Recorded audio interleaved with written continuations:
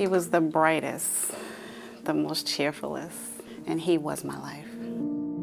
Natasha Carrington holds tight to the memories of her only child, Darian. January 7th, 2008, I got a phone call at 10:30, and it was Darian telling me that he was on his way home. Within an hour later, I got a phone call from Boston Medical Center telling me that my son had been shot and that he wasn't doing good.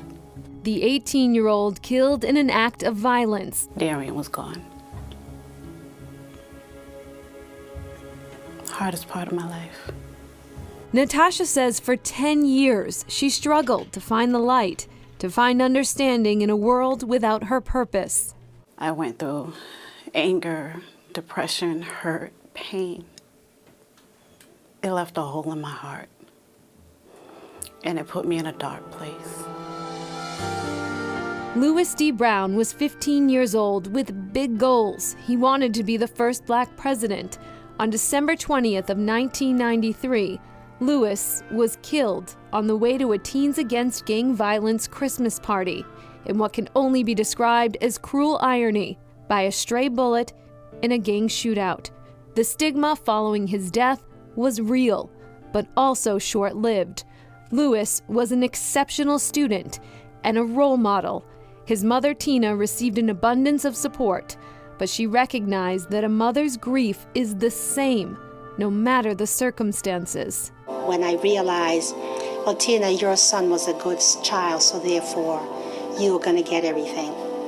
And for me, it was like, okay, well, if we as a society can respond effective and equitable to who we feel is worthy, then we can respond effective and equitable to all families because they are worthy. An idea that took shape at the Louis D. Brown Peace Institute, where for more than 2 decades, countless families of victims of homicide have come to find healing.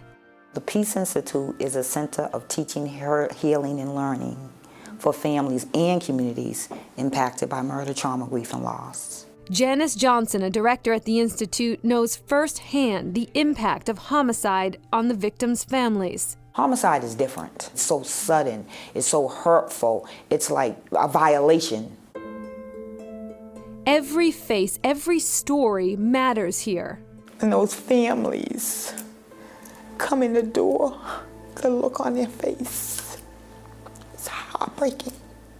But we are here in compassion to help heal these families. The Institute not only helps in the immediate aftermath of a loved one's death, they create a lifetime network of resources.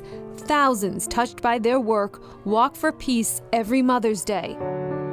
Louis D. Brown never lived to see his dream flourish, but it did, in a place that turns pain into power and anger into action. His dream is still alive here. He still walks these halls, and he had this big dream of everybody like helping one another. And I'm now surrounded by others who have experienced what I have experienced.